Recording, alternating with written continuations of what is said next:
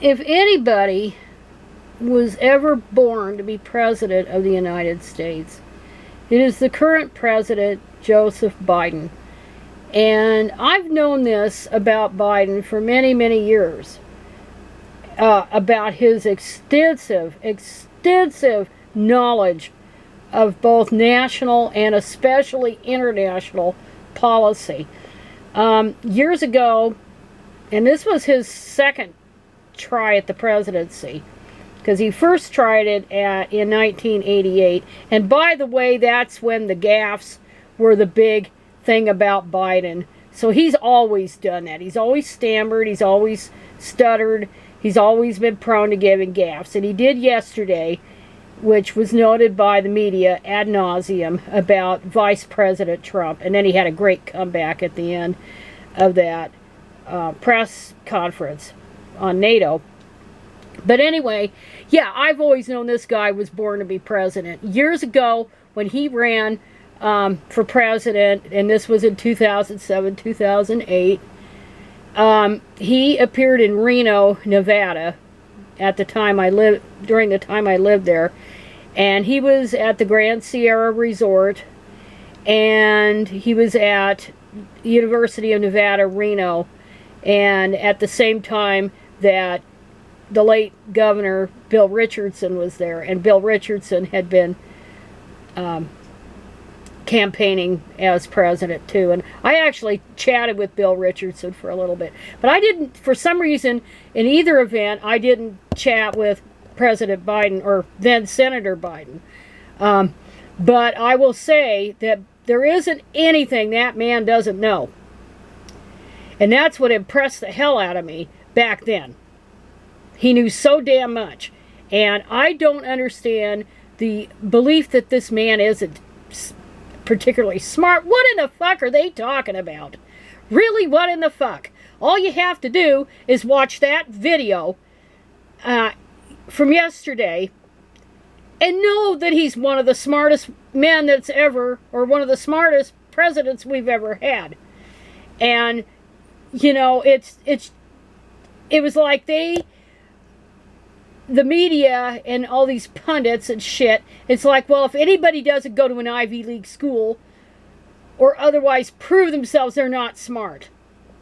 Well, you know, Clinton and Carter are considered two of the most intelligent, but I think Biden might even be smarter than both of them, which would be saying quite a bit, because Biden, as he displayed yesterday, he hasn't changed much at all at 81. And as he displayed back in 2007, he shows that he's really a deep thinker.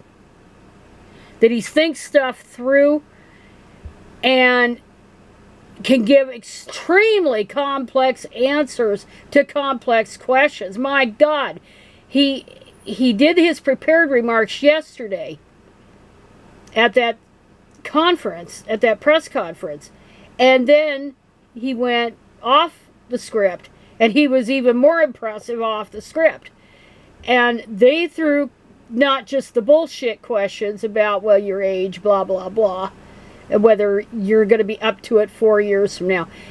They asked him some pretty complex questions about foreign policy, and he sat there and he explained it so thoroughly. I don't know how the hell he was able to keep track of it. I sit there, and I'm not stupid by any means, but I can't even begin to keep that train of thought that long. I mean, you can tell here, like I do my videos, because I don't have a script. But that man can do it. And I don't even see where Bill Clinton and Jimmy Carter could have done that. And they were damn smart. But this guy just knows everything about it. Every conceivable thing about foreign policy. And if you don't know your shit about foreign policy, or you don't have advisors, if you were like Carter and Clinton were governors, and you didn't have advisors that don't know what the hell you're doing, you're going to fail as a president. You're going to absolutely fail. And this world is in a hell of a mess right now. And this country could lose it all if we put the wrong person in there. And I don't have to say who that person is. But anyway, but as I said, back in 2007, I saw Biden twice. And I was so impressed with him. And there's little doubt as to why the eventual nominee and president, Barack Obama, picked him. There's no question why he picked him. Foreign policy experience, knowing how to get things done in Congress, knowing everything about everybody that's a major player in both national and international politics. Biden knows it all.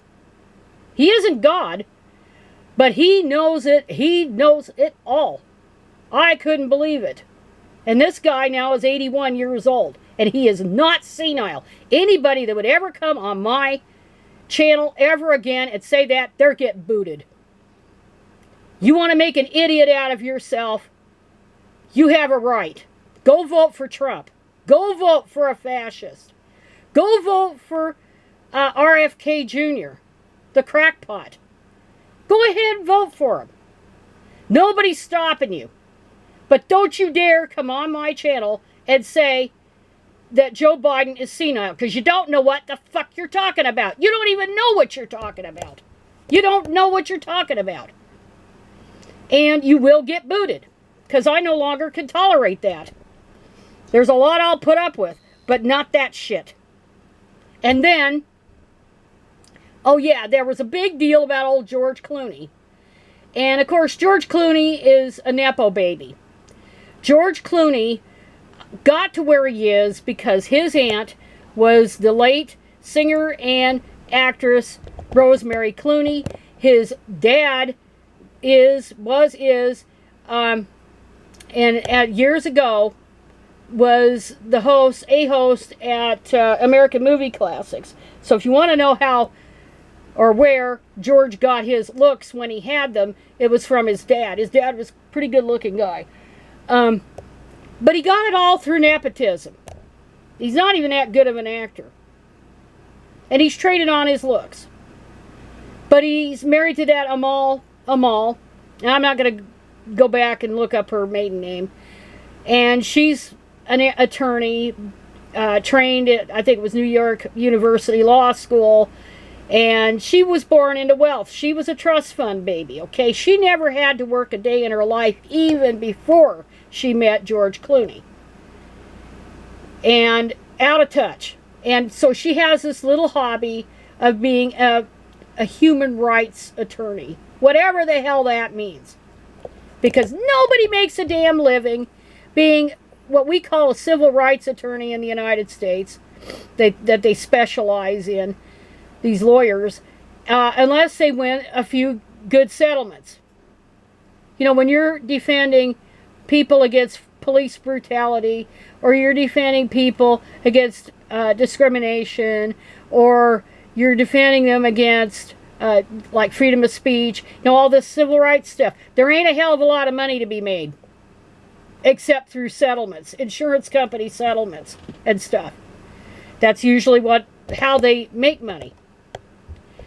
But, of course, she takes on all these high-profile people because of her connections.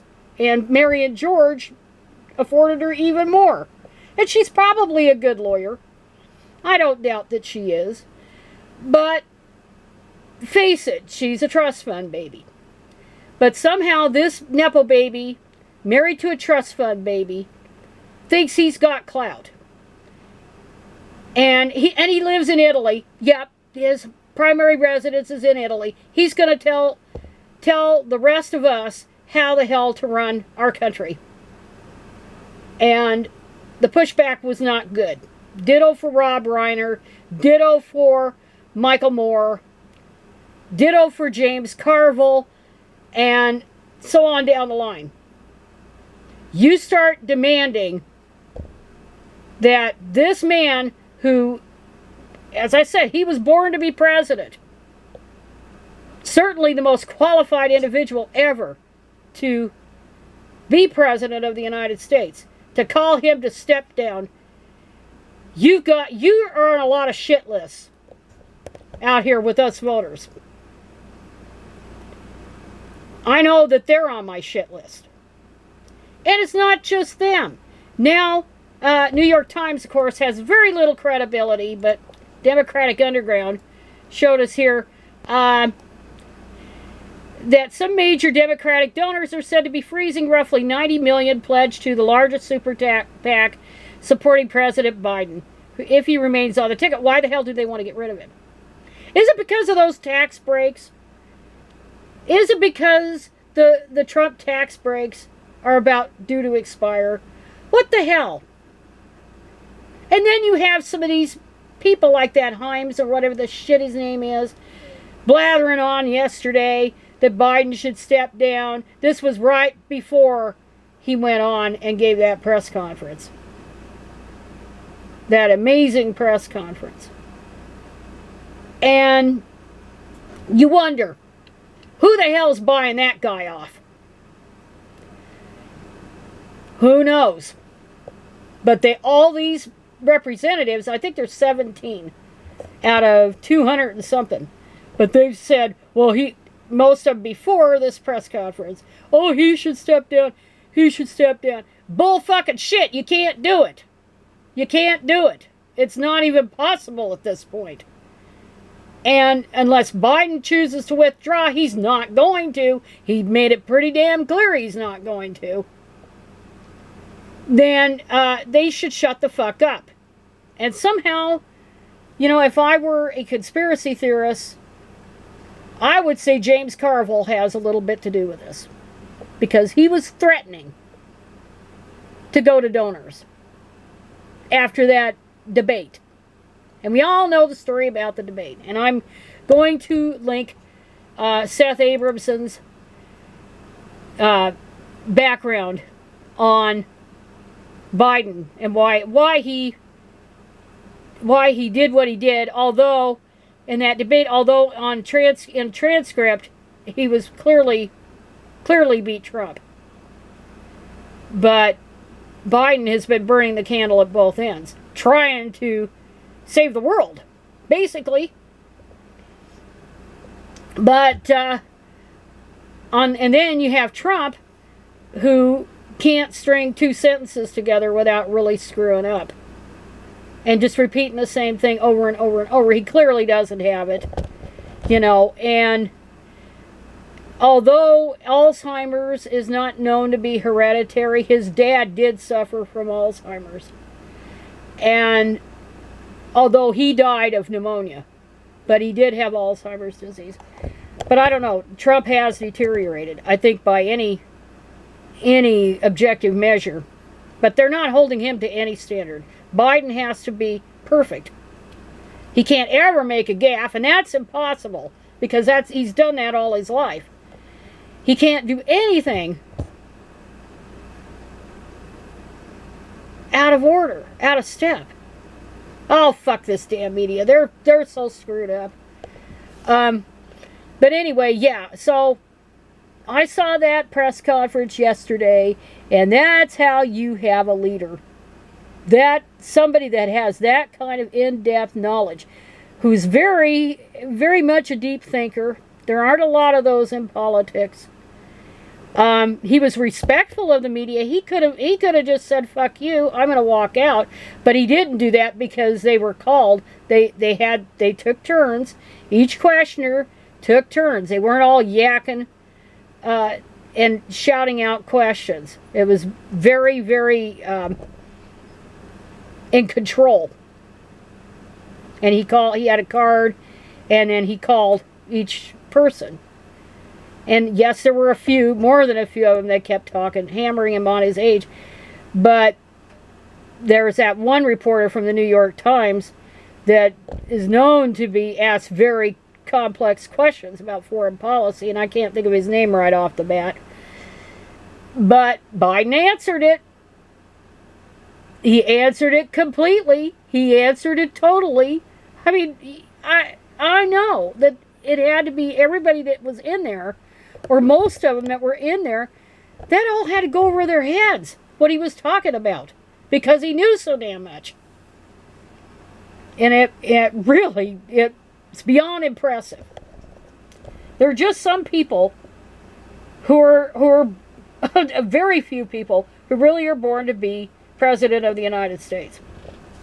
And Joe Biden is one of them. And what a travesty it would be that anybody would think that Trump could be even be considered.